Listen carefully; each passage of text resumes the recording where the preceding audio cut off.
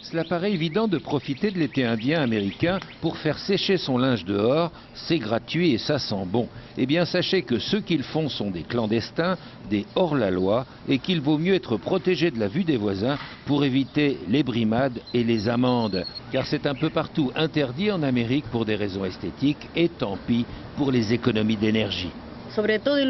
Quand on économise de l'énergie, on économise de l'argent. Les économies, on n'en parle pas, mais le côté puritain de la chose, ça compte quand même. Le linge dehors, ça fait pauvre, c'est pourquoi les associations de propriétaires l'interdisent pour ne pas voir le prix des maisons s'effondrer.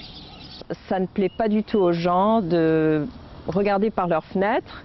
On a souvent des vis-à-vis ici et de voir les culottes du voisin flotter dans le vent, alors qu'on préférait quand même voir les papillons et les oiseaux. L'Amérique a, juste après la Seconde Guerre mondiale, changé le monde avec ces machines qui libèrent la femme. On ne veut pas revenir sur le progrès, mais avoir le choix.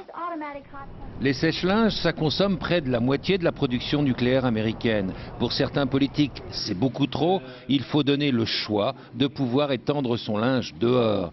Dans le Maryland, l'interdiction a enfin été levée, mais ça n'a pas été une mince affaire. Cette loi que nous avons passée exige que les associations de propriétaires s'arrangent afin que les résidents puissent faire sécher leur linge dehors au moins quelques heures dans la journée. La loi est passée. Ça a pris quelques années pour la faire voter parce que beaucoup de gens y étaient opposés. Les seuls lieux sur lesquels le linge sèche sans problème sont les comtés habités par les Amish. Ils vivent sans électricité ni voiture. Ces laissés pour compte de la société de consommation sont aujourd'hui donnés en exemple. Ils prouvent qu'on peut exister en utilisant davantage la nature.